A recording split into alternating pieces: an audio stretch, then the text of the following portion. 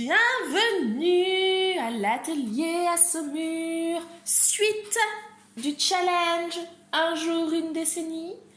Pour la décennie 1820, nous sommes accompagnés par cette coiffure plus ou moins réussie. Voilà, nous ne jugerons pas. Tout droit inspiré du film Emma. Pour cette décennie 1820, nous allons parler d'un livre, exactement de Langage de Flore, ou nouvelle manière de communiquer ses pensées sans se voir, sans se parler et sans s'écrire, par le docteur Jean-Pierre Troncin, et c'est un ouvrage qui a été écrit en 1821. Alors, comment et pourquoi ai-je choisi cet ouvrage? Figurez-vous que pour le challenge Un jour une décennie 19e siècle, j'ai voulu faire une vidéo sur la symbolique des fleurs, le langage des fleurs. Alors, ça existe depuis toujours, hein, ça j'en suis persuadée, mais ça a été vraiment rationalisé, écrit dans des livres, vraiment dicté, surtout au début du 19e siècle. Et en faisant mes recherches sur un ouvrage de référence sur la symbolique des fleurs, je suis tombée sur ce livre qui va au-delà de la symbolique des fleurs. Pour tout vous dire, Monsieur Jean-Pierre Troncin a créé un langage à partir de la fleur. Et ça, c'est un truc de fou. Nous allons maintenant rentrer dans le vif du sujet. Et je vais plus ou moins essayer de vous expliquer comment parler le langage de Flore. Mais avant toute chose, contextualisation.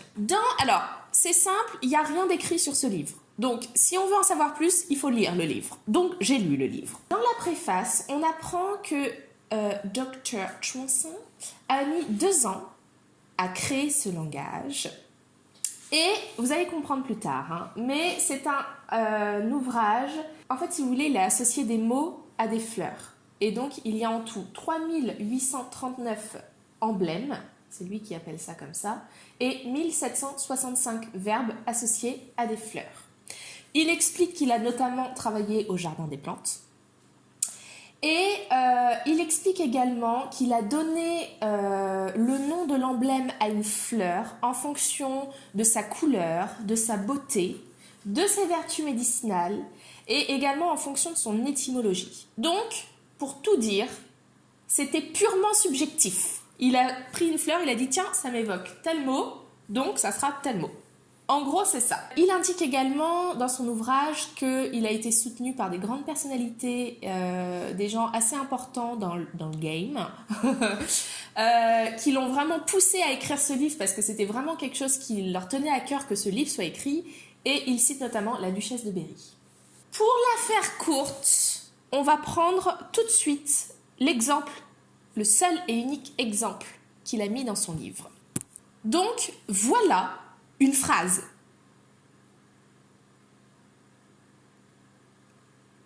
Nous allons essayer de comprendre.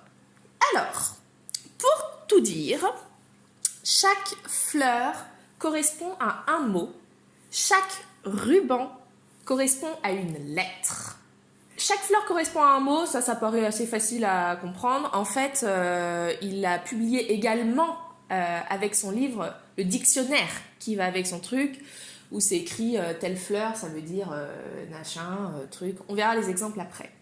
Pour ce qui est des rubans, qui correspondent à chaque lettre, il explique que chaque consonne sera prédéterminée par une couleur de ruban.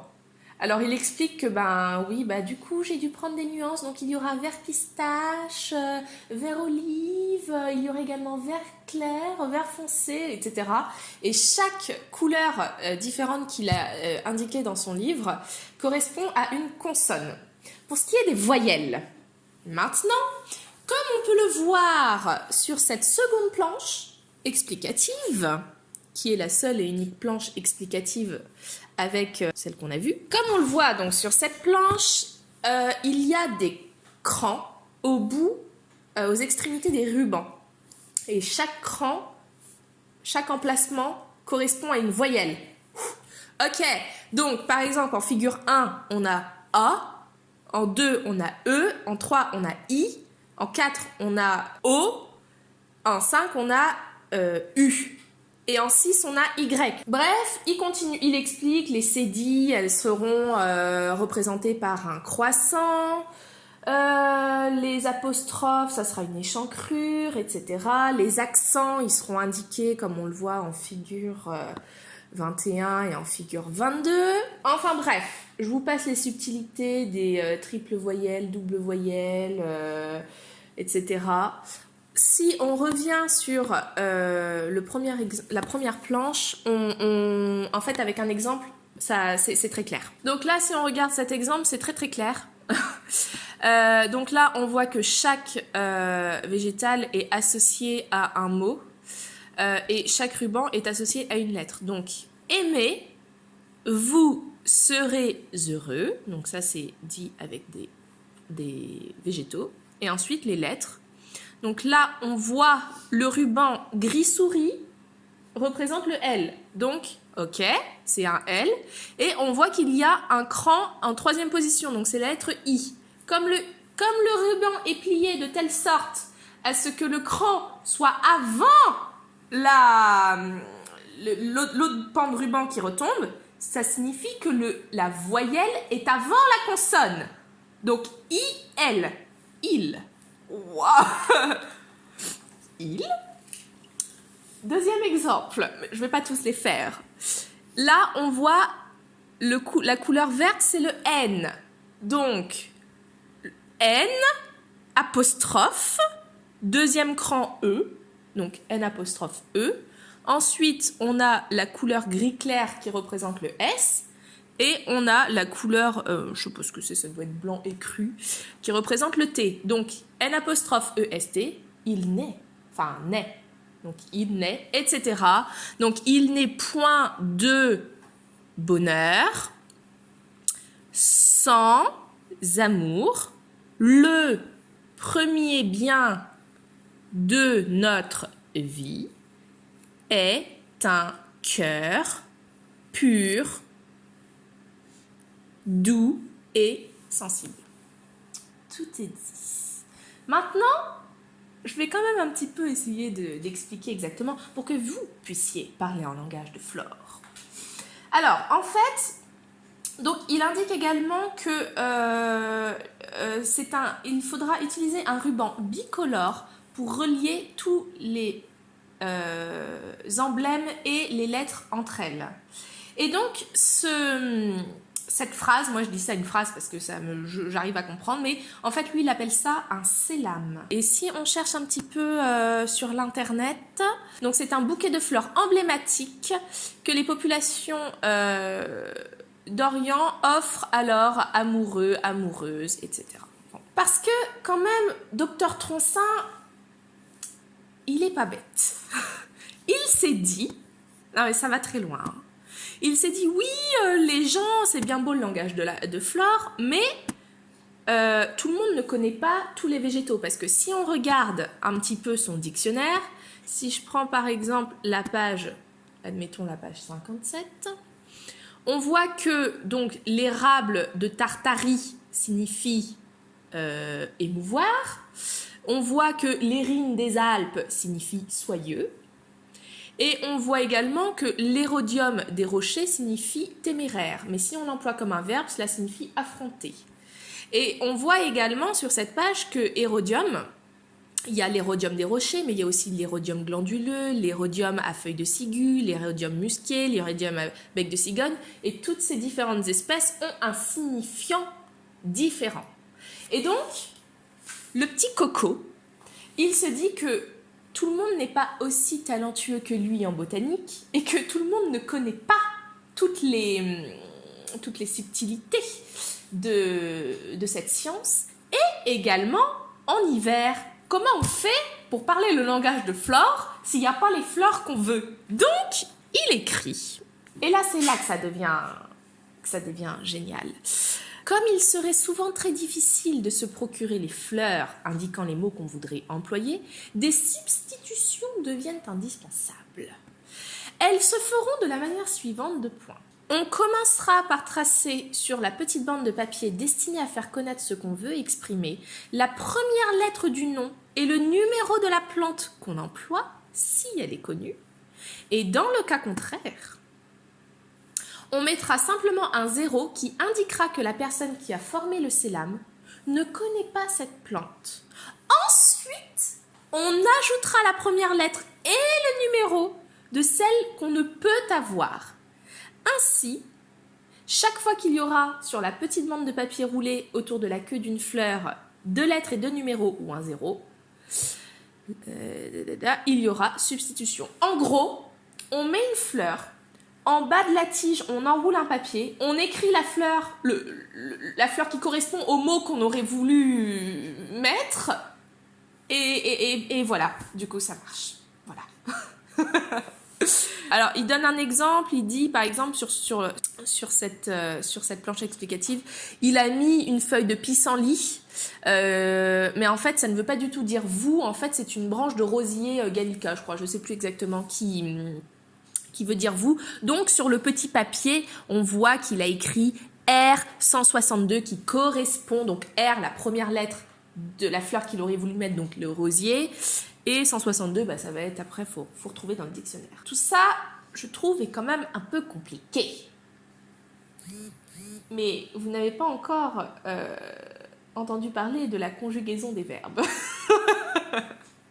Parce que c'est facile d'employer un verbe. Encore faut-il le mettre à la bonne personne, au bon mode et au bon temps. Donc, quand on met une tige... Non mais c'est le délire en fait. J'ai l'impression que j'explique que personne ne va rien comprendre, mais pour avoir passé quelques heures dessus quand même, pour moi c'est très clair. Quand on met un verbe, on accompagnera ce verbe d'une branche de thuya. Alors pourquoi le thuya? Parce que tout simplement il a estimé que c'était le végétal qu'on pouvait retrouver n'importe où, n'importe quand. Et le nombre de rameaux qu'on laissera sur la feuille indiquera le temps du verbe. Nous, on dit le présent, l'imparfait, le passé simple, le machin. À cette époque-là, il disait le premier temps, le deuxième temps, le troisième temps, le quatrième temps, etc. Et en fait, ça prenait en compte... Donc, le premier temps, c'est le présent de l'indicatif. Le deuxième temps, c'est l'imparfait de l'indicatif. Le troisième temps, c'est le prétérite de l'indicatif, etc. Et du coup, en fait, plus on avance dans les temps et à un moment donné, le mode change. Donc, il y aura aussi impératif, etc. Bref. Donc, en langage de Flore, quand on met une fleur qui symbolise un verbe sans rien, ça signifie le présent de l'indicatif.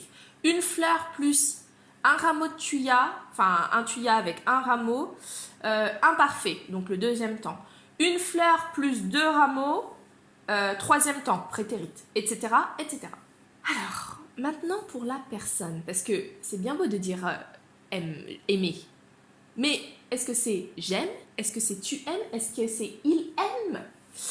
Pour cela, on noue un ruban autour de la fleur. Et d'ailleurs, on peut utiliser ce ruban pour lier la fleur à la branche de thuya. C'est très pratique. Et ce ruban, eh bien, par la couleur du ruban, il représentera une lettre. La lettre J, ça sera je. La lettre T, ça sera tu. La lettre L, il. N, nous. V, vous. Et il avec un S, enfin il, elle, ça sera symbolisé par la lettre S. Je vous passe le chapitre sur les verbes passifs, actifs et les verbes réfléchis parce que it's just too much. Donc là, par exemple, le premier mot, c'est aimer. Donc il y a un nombre de rameaux de thuya qui correspond, donc je crois qu'il y en a 11 en tout. Et 11, ça correspond donc au 11e temps qui est l'indicatif. On remarque que cette branche signifie le verbe aimer et que le ruban qui lie le thuya au feuillage est de couleur bleue. Cela signifie que c'est la lettre V, donc c'est vous. Donc vous, aimez, impératif, aimer.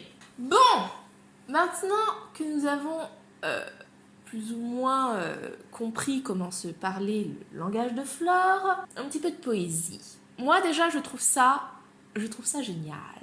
Je sais pas ce que vous en pensez. Moi, je trouve ça génial. J'avais jamais entendu parler de ça. Et quand on est poète, je pense que c'est vraiment quelque chose de très beau, de très délicat, très raffiné. Et donc, alors, sachez-le, le sélam se roule en cône. Je comprends pas comment c'est possible. Donc, il explique que ça se roule en cône, la pointe du cône étant le premier mot et la base du cône étant le dernier mot de la phrase. Le sélam se roule pour l'envoyer et on le déroule pour le lire. Et alors, c'est super génial parce que il explique que, donc plus ou moins, on est bien d'accord, c'est un langage pour envoyer des mots doux à son amant ou à son amante sans se faire repérer. Sauf que comme il a écrit un livre pour expliquer comment lire le langage de Flore, bah ça n'a plus d'intérêt, c'est plus des messages secrets. Donc il explique que si on veut, on peut mettre en place... c'est génial, c'est génial.